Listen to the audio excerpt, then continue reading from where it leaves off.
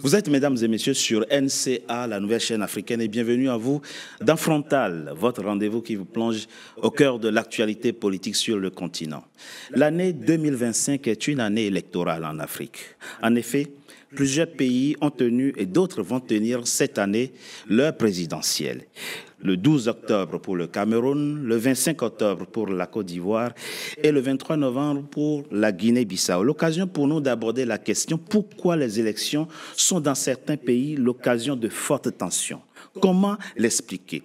Comment faire des processus électoraux des moments ordinaires, de la simple vie ordinaire dans nos pays en Afrique? Pour aborder cette question, ou du moins cette question, j'ai le plaisir d'accueillir dans mon émission trois intellectuels africains aux avis totalement divergents. Professeur David Asiba Johnson, vous êtes professeur des universités, ancien directeur d'une grande école en France, l'école de commerce de Clermont-Ferrand, pour ne pas la nommer.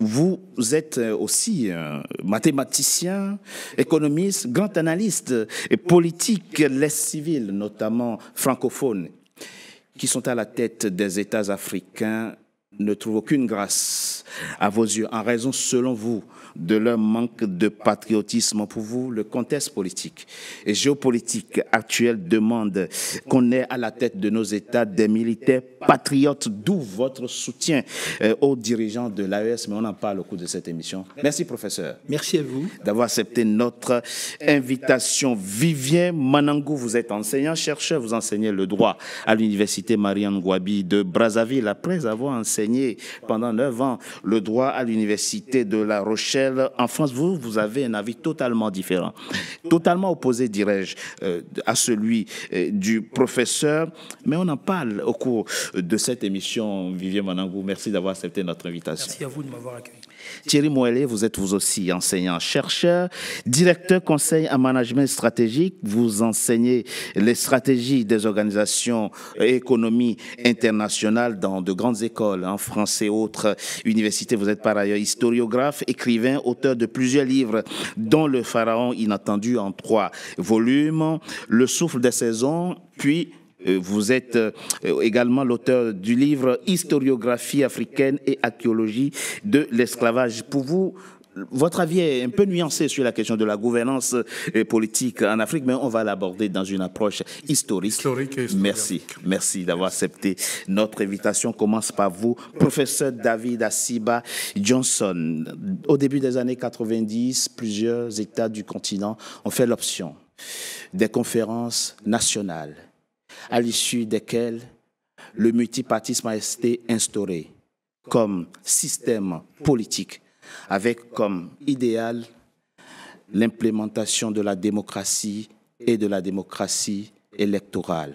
Nous étions donc en 90.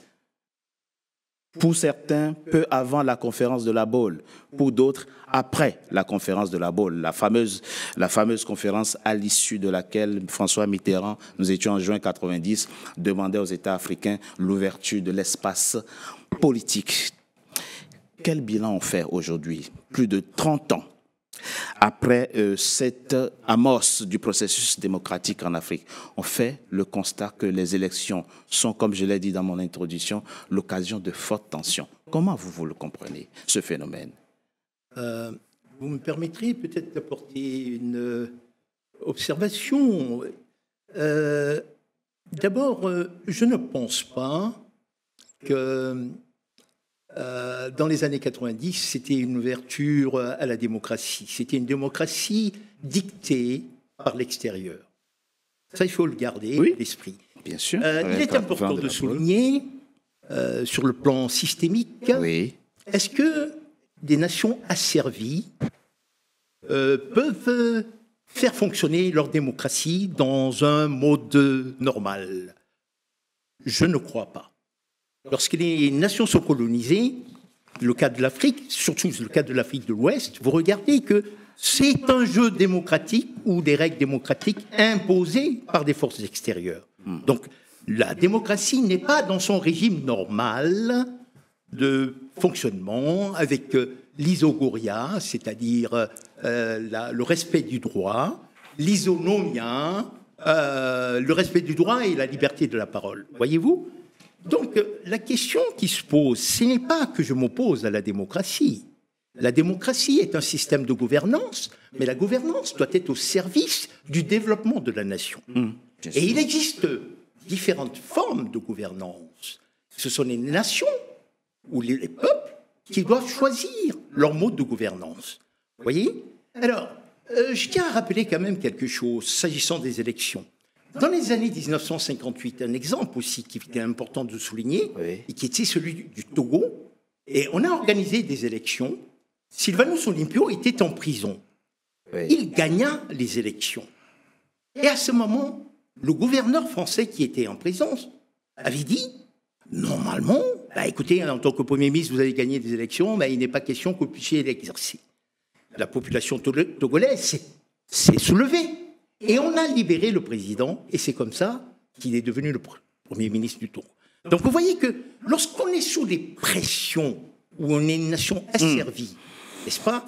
Il y a des conditions rigides qui font que finalement, l'exercice de la démocratie de manière quasi optimale ne s'exerce pas. Vous dites des choses sur lesquelles nous reviendrons de façon plus concrète et plus sérieuse. Vivien Manangou, les conditions, dit le professeur David Asiba Johnson, les conditions de liberté, d'autodétermination ne sont pas réunies, ou du moins n'ont pas été réunies dès le début des années 90 pour que nous fécondions et fassions nous-mêmes notre propre démocratie, d'où l'échec constaté ces 36 dernières années. C'est votre avis? Non, pas du tout. Je pense vraiment qu'il faut que nous soyons d'accord sur le fait que nulle part au monde, la démocratie a réussi à s'imposer par coup de baguette magique, même en l'absence de l'asservissement dont parle le professeur. Je vais vous prendre un exemple très simple. Nous sommes ici en France.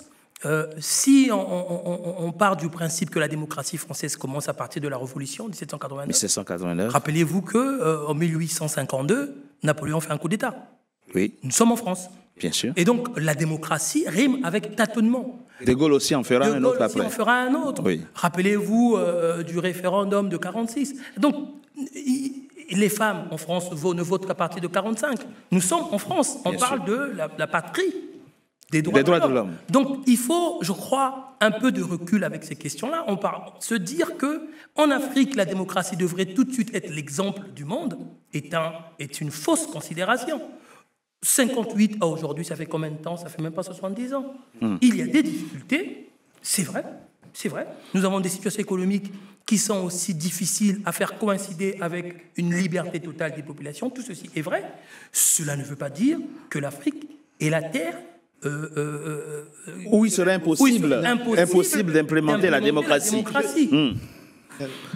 On va avancer de façon plus... Je sais, vous avez beaucoup d'éléments, beaucoup d'autres éléments à porter. Et Thierry Moëllet, à partir de vous, on rentre dans le concret du sujet. On rentre dans le sujet de façon plus concrète.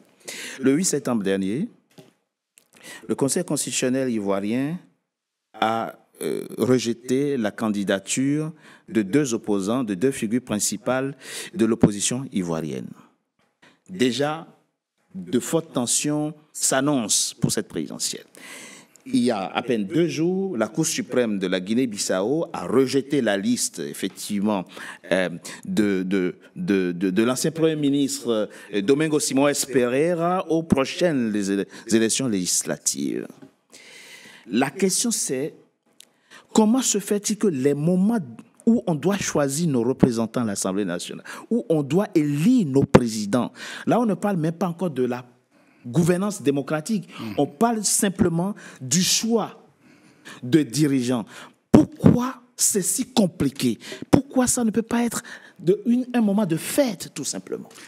La question que vous posez est une question, en fait, anthropologique, qui se mélange avec des faits historiques qui n'avaient été qu'une greffe qui devait venir, normalement, soigner ou arranger le corps malade qui était l'Afrique qui sortait de l'esclavage et de la colonisation. Mais la greffe, cette démocratie dont nous parlons, était elle-même viciée dès les origines. parce que l'Afrique n'a pas eu le temps de penser, de se repenser, d'abord, premièrement, de penser ses blessures, ensuite de se reconstituer anthropologiquement, parce que c'était une société qui avait été totalement, n'est-ce pas, démantelée. Il n'y avait plus de repères, on en avait. S'il y avait des repères, il n'y avait des repères que des repères du colon. Donc, du coup, on a essayé de calquer sur la société africaine des schèmes de perception de la vie, de cosmogonie, c'est-à-dire de vision du monde qui n'étaient pas du tout propres aux Africains. Cela ne veut pas dire que si on regarde la substance de la démocratie, elle n'existait pas en Afrique. Elle a toujours existé, c'est-à-dire la gestion, n'est-ce pas, de la parole divergente, le choix, n'est-ce pas, des dirigeants, les schèmes, les valeurs, tout cela a toujours été... Les rois avaient des assesseurs. Absolument. On pouvait même démettre même des rois. On pouvait même faire des régicides. On pouvait tuer des rois. Donc, lorsque le roi, n'est-ce pas, a failli à sa mission, qui est celle représentée par le symbole même, par exemple, de ce qu'on appelle le Péra. Le Péra, c'est celui qu'on appelle aujourd'hui le pharaon. Père veut dire maison, A veut dire grand. Donc le chef, en fait, c'est la maison commune. Il est le symbole de la maison commune. Et lorsque le chef n'arrive plus, parce que lui-même est de manière axiologique, c'est-à-dire sur le plan de la valeur et de la morale, il est défaillant. Tout ce qui tourne autour de son élection ou qui tourne autour de son pouvoir met en branle 3 catégories, n'est-ce pas, de résistance. L'intellectuel, c'est-à-dire ceux qui pensent le pouvoir, n'est-ce pas, le pouvoir organiser, et le pouvoir démanteler ou défaire, c'est-à-dire les intellectuels, ils vont se mettre, n'est-ce pas, de côté ou alors être combattus. Ensuite, il y a le pouvoir économique. Le pouvoir économique au niveau, n'est-ce pas, de la distribution et même de la gestion de la rareté des biens qui sont là et qui méritent, n'est-ce pas, d'être équilibrés en termes de réallocation ou d'allocation de ces biens, pour ce qui concerne l'ensemble de la société et ses différents stracts. Ensuite, il y a le pouvoir militaire. Et c'est là où il y a un problème. Parce que le pouvoir militaire, comme le pouvoir économique, vont constituer ce qu'on appelle l'État profond. Et c'est justement la question dite l'État profond. La question de l'État profond est centrale au niveau de la distribution, n'est-ce pas, des cartes dans les processus électoraux en Afrique. Or, l'État profond aujourd'hui en Afrique ne se trouve pas en Afrique. L'État profond se trouve ailleurs. Et c'est cet État profond... Vous rejoignez le professeur quand il parle des influences extérieures. Sur ce point-là, nous avons un système que nous n'avons pas conçu. Et on veut que nous soyons des maîtres d'un système que nous ne contrôlons pas. Ensuite, derrière, un système qu'on ne contrôle pas, il y a des enjeux qui échappent à celui qui est appelé à aller voter celui qu'on présente comme, n'est-ce pas, le candidat. Parfois, le candidat est d'abord choisi avant qu'il ne soit présenté au peuple, et le peuple n'est là, en fait, en réalité, que pour participer à... Pour venir habiller. Pour venir habiller et participer à ce qu'on appelle un coup d'État permanent contre le peuple. Parce que les gens, au jour d'aujourd'hui, si on regarde les schèmes démocratiques tels que cela s'apprend anthropologiquement, on se rend compte qu'on est totalement à côté. En fait, il faut faire un frein. Il faut les états généraux de la pensée africaine, de la pensée organisationnelle, je veux dire, que l'Afrique organise elle-même ses propres schèmes de développement, il y a un piège, sa construction étatique, et à ce moment-là, on pourrait... Comme nous devons... Pour la substance de la démocratie, nous l'avons, mais le fait de nommer cette substance la démocratie, en réalité, biaise tout le débat. Et on a l'impression qu'on a en face de nous des apprenants de la démocratie et des maîtres de la démocratie, mais lorsqu'on regarde ces mêmes maîtres, à mon avis, n'ont pas fini d'apprendre. Mais quelque chose me paraît troublant, Thierry Moëllet. Oui. Il y a un piège intellectuel dans votre analyse. C'est celui de penser pour tout le continent en tant que francophone. Je vous donne quelques exemples. C'est pas une question de langue. Monsieur Thierry Moëllet II, nous sommes aujourd'hui le 26 septembre. Le 16 septembre dernier, le Malawi a tenu sa présidentielle. Le 24 septembre, Lazarus Chakwera, c'est le président sortant, candidat à sa propre succession. Alors même que la Cour suprême ne s'est pas prononcée, appelle Peter Mutharika et lui dit « Félicitations, vous avez gagné. Je suis prêt à vous passer le pouvoir. » Mais j'aurais pu vous donner le cas de George Weah qui, au Libéria, en novembre dernier, alors que l'écart est très, très serré entre Joseph Boakai et George Weah, qui était donné favori. Quelques jours avant cette présidentielle, il appelle, il dit, écoute, félicitations, vous avez gagné, je me tiens prêt pour la passation du pouvoir. J'aurais pu donner l'exemple de Yann Kama au Botswana, j'aurais pu donner l'exemple de Diakata Kikwete en Tanzanie, le Ghana, j'aurais pu donner l'exemple du Ghana quand on voit le président ghanéen recevoir ses prédécesseurs au palais pour déjeuner, c'est beau. Je vous l'ai dit autrement. Alors, oui, bien sûr. La question, c'est pourquoi c'est chez nous, les francophones, que ça ne marche pas. Voilà. Et Mais on aurait bien de rappeler la question, on aurait pu citer aussi la passation entre Macky Sall et... Bien sûr, le Sénégal, le Sénégal et d'autres pays francophones. Je voudrais apporter une nuance. Allez-y. C'est vrai que ce que vous avez mis en saillie, c'est le fait que au niveau des pays anglophones, les choses se passent tout à fait, de manière tout à fait différente. Et on voit bien aussi qu'en matière de colonisation, la manière dont les anglophones ont été dirigés, il y avait le indirect rule, on permettait aux autochtones de diriger selon les lois, les coutumes qui étaient les leurs. Maintenant, si on prend le cas de l'espace francophone, c'est vrai que quand Abdou Diouf versus opposé à justement Abdoulaye Wade, il s'est produit la chose suivante. C'est Abdou Diouf qui avait pris le téléphone lors du dépouillement des élections et qui a appelé Wade en lui disant « tu as gagné les élections ». Mais son entourage et les militaires qui étaient à côté avaient dit, lorsqu'on dépouillait les résultats, « mais si vous voulez, on peut vous garder au pouvoir, etc. » Pour éviter, couper court, il a appelé Wade pour dire que Wade a gagné les élections. Mais regardez ce qui se passe. Des années après, Wade décide justement d'aller au-delà de la Constitution pour essayer de faire un troisième mandat. Vous voyez? Ensuite, c'est qui est là le président, le dernier président du... Macky Sall. Macky Sall s'est dit, mais écoutez, vous n'allez pas faire cela parce que nous voulons justement une alternance démocratique. Après lui aussi, il prend le pouvoir, il essaye aussi de vouloir proroger en fait son mandat. Vous voyez comment vous l'expliquez? Alors, Comment vous l'expliquez ça? Ce rapport que nous avons, nos francophones. C'est l'une des raisons pour lesquelles, si on devait poursuivre notre discussion, ça tourne autour de l'éthique. Absolument. C'est l'éthique d'abord, monsieur. Selon que vous avez des hommes et qui respectent des règles de jeu, vous avez certains gens qui ne les respectent pas du tout. Le cas de la Côte d'Ivoire, pour ne pas le nommer, puisque... il était dit que, alors, il n'y aura pas de troisième mandat, on modifie justement la Constitution.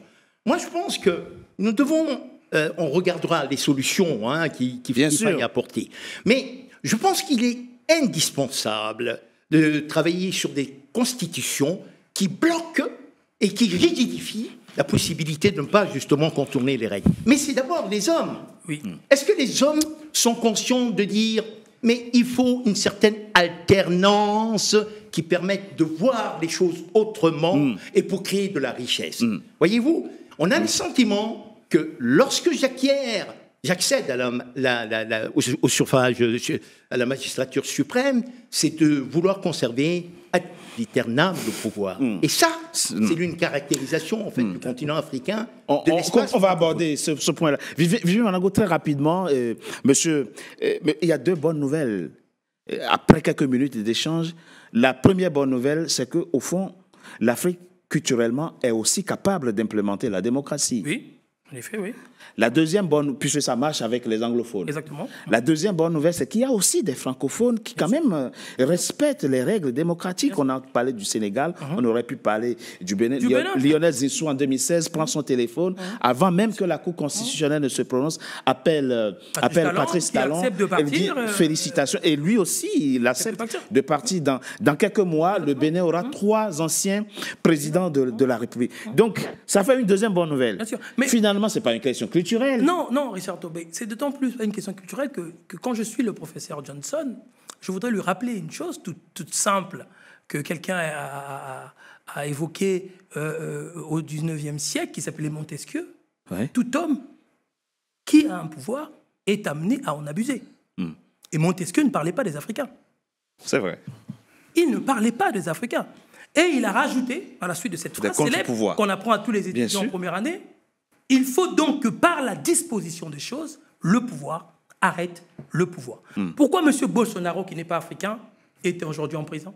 Le Brésilien. Le Brésilien, n'est-ce pas qu'il a voulu conserver le pouvoir? Bien sûr. Pourquoi je vous rappelle encore que le Second Empire dont on parle en France, 1852, Napoléon, ce n'était pas un Congolais, ni un Camerounais, ni un Angolais. Il a fait un coup d'État. Pourquoi? Les gens oublient souvent ce qui s'est passé en 1852. C'est que M. Napoléon avait créé une constitution en 1948 et il avait écrit dans cette constitution que nul ne pouvait faire 2 mandats successivement. Et comme le temps passe toujours, 4 ans plus tard, il s'est retrouvé coincé par sa propre constitution.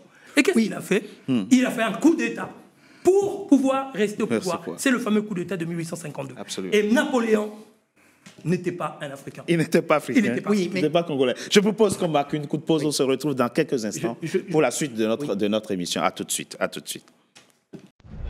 NCA, la nouvelle chaîne africaine, poursuit son développement et vient de faire son entrée dans le célèbre bouquet Canal+.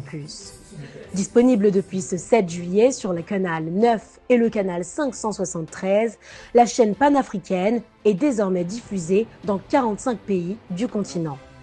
Merci à vous tous qui, par vos soutiens, avez contribué à la concrétisation de ce projet panafricain. NCA, la chaîne panafricaine de référence.